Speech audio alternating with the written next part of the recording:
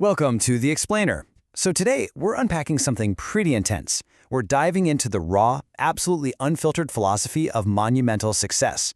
The kind of stuff used by veteran high-performance coaches and, military-style motivators. Actually, fair warning, this isn't your standard feel-good self-help advice. It's an aggressive challenge to the mainstream. We're going to impartially break down exactly what these sources say separates the absolute elite from, well, everyone else. We're talking about a mindset so extreme, it literally forces you to rethink what hard work actually means. All right, let's just get right into it. Right off the bat, we have to talk about a genuinely staggering statistic from a 2016 Gallup poll. Get this, 87.6% of people on the planet are unhappy and fundamentally hate what they do. I mean, wow. Are you part of that 87%? According to this philosophy, the vast majority of the world is basically living quiet lives of desperation, just going through the motions, punching the clock, and waiting for retirement. It's a pretty overwhelming reality to confront right out of the gate. Just think about the people you pass on your morning commute. Almost 9 out of 10 of them are completely dissatisfied, simply trading their time for a paycheck while their real ambitions just kind of fade away. So the crucial point here is that this stark reality really builds the foundational narrative of this whole high-performance philosophy. It's the 98% versus the 2%. In almost any room you walk into, nearly everyone belongs to that comfortable 98%. Out of the billions of people on Earth, the sources argue that only a tiny fraction are willing to endure what it takes to join the top 2%. And interestingly, it's not framed as a matter of genetic talent or even sheer luck. No, it's a brutal, ongoing test of who is willing to pay the absolute highest price. The dividing line isn't about what you're capable of doing, it's about what you're literally willing to suffer through when everyone else decides to just call it a day and go home. And speaking of paying the price, that brings us to our first really uncomfortable truth. You know that modern concept of the balanced life we hear so much about? Yeah, well, these veterans violently reject it. According to the material, if you're trying to change the world or build monumental success, there is simply no such thing as work-life balance. There are only work-life choices and the consequences of those choices. You're either all in or you're out. The whole idea that you can reach the absolute pinnacle of your field while still, making it to every happy hour and enjoying leisurely weekends, they treat that as a complete illusion. Greatness, at least in this framework, demands a totally unbalanced, obsessive pursuit of your goal. So what do those choices actually look like in the real world? Well, we're talking about incredible, almost unreasonable sacrifices. Think about billionaires sleeping in their offices for a decade, completely missing family holidays, and just grinding through 100-hour work weeks to get a venture off the ground. One speaker from our sources even detailed this wild strategy of intentionally spending more money than he made early in his career. Why? Just to ensure he had zero plan B. He deliberately backed himself into a corner where survival absolutely meant success. In this mindset, a backup plan is just a comfortable safety net that ultimately guarantees failure because, well, it gives you permission to quit the second the pressure gets unbearable. Now, what's really interesting about this is the psychological framework you need to survive that kind of relentless pressure. The sources draw a massive, definitive line between motivation and discipline. Motivation? They dismiss it entirely as a fleeting, completely unreliable feeling. And if you think about it, motivation is great when you've just had a giant cup of coffee and watched an inspiring video, right? But it completely vanishes when your alarm goes off at 4 a.m. in the dead of winter. The core argument here is this. The emotionally immature seek motivation to do something hard once, while the emotionally mature rely on discipline to do something hard 1,000 times, regardless of how absolutely miserable they feel. To really drive this point home, the sources lean on a pretty incredible quote from Mike Tyson. He said, "Discipline is doing something you hate, but doing it like you love it." Really think about the weight of those words. Success at this extreme level requires intentionally doing the monotonous, brutal, exhausting tasks you actively despise. Through sheer repetition, you use those very tasks to build this sort of impenetrable mental armor. It's all about proving to your body every single day that your mind is the absolute boss. You aren't just forcing yourself to tolerate the misery, you're actually training yourself to attack it with the exact same enthusiasm you'd have for something you genuinely enjoy doing. And this brilliantly illustrates a total reframing of how we view our daily choices. Most people think of discipline as a punishment, right? Like a strict restriction on your freedom. But here, discipline is defined as the absolute strongest form of self-love.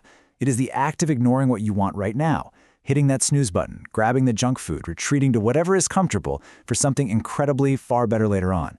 It's really nothing more than keeping the promises you made to your future self.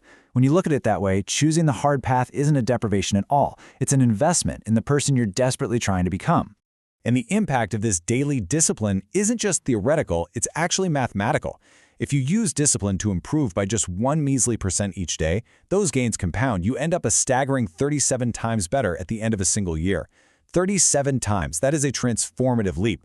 But conversely, letting yourself get 1% worse every day, by skipping the workout or making the easy choice, that whittles you almost all the way down to 0 over that exact same timeline.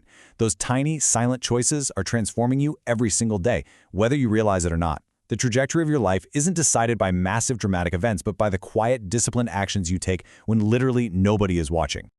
But here's the catch. Discipline without direction is utterly useless. You need ruthless execution, which is where this concept called the C5 complex comes in. Having a vision board or a dream just isn't enough. You need a foolproof, aggressive plan. According to the framework, that plan must be clear, so there's absolutely no ambiguity. Concise, so it's easily understood. Compelling, so it actually drives you forward. Consistent, so you execute daily. And committed, meaning you see it through to the bitter end. If you aren't rigorously executing on these 5 pillars, you're just engaging in wishful thinking. And like we talked about earlier, relying on a plan B just sets you up to fail. A goal without this level of structured execution is really just a fantasy. Okay, so if that sounded intense, this next element from the sources is highly controversial. Society practically begs us to prioritize fitting in, networking gently, and basically being universally liked. Well, this philosophy completely flips that on its head.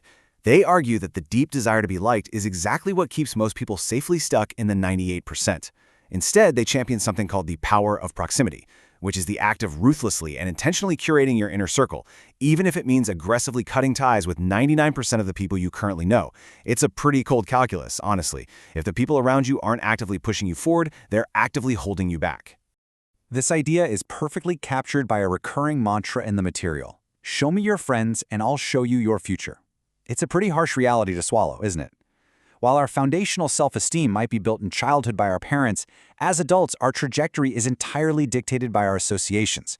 If you surround yourself with unmotivated people, you will inevitably adopt their habits, their complaints, and their self-imposed limitations. You just cannot outwork a toxic environment. Your income, your ambition, and your worldview will eventually just average out to match the 5 people you spend the most time with. So ask yourself right now, who do you chill with? Because according to this material, billionaires don't chill. They don't just hang out to kill time. If achieving monumental greatness is your target, you absolutely cannot afford to spend hours with people who are playing a small game. Time is literally the one asset you can never, ever replenish. Elevating your life requires deliberately seeking out individuals who demand more from you than you demand from yourself. You need to be in rooms where your biggest, proudest achievements are considered the baseline minimum by everyone else sitting at the table. Once you've cut the dead weight and elevated your circle, the sources say you have to build what they call mental armor. This final phase requires extreme ownership. We're talking taking total, unfiltered responsibility for every single failure in your life, without pointing fingers or making any excuses. You have to cultivate the emotional maturity to act logically rather than reactively, especially when you're under extreme duress. And surprisingly, building this armor means using the negativity of your critics as a sort of mental Rolodex, literally cataloging their doubts and insults to pull up and use as high-octane fuel when you're exhausted and want to quit. It's all about weaponizing other people's disbelief to guarantee your own success. And this mental armor perfectly aligns with a really fascinating analogy from the text, the fireman. Think about human nature for a second. Most people spend their entire lives structuring their days to run far away from pain, stress, and discomfort.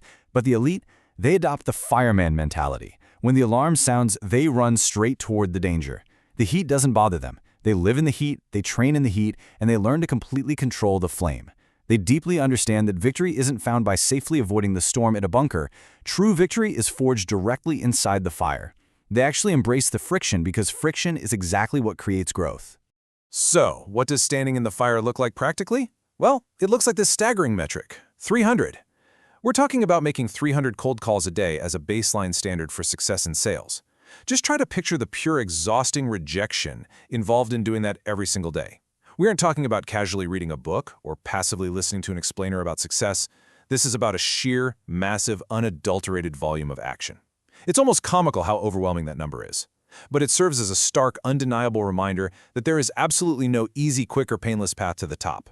If you want extraordinary results, you have to output an extraordinary volume of effort. Because life is going to hand you struggles regardless of which path you choose, the most important question you have to ask yourself is this: what pain do you want? That's really what it all comes down to.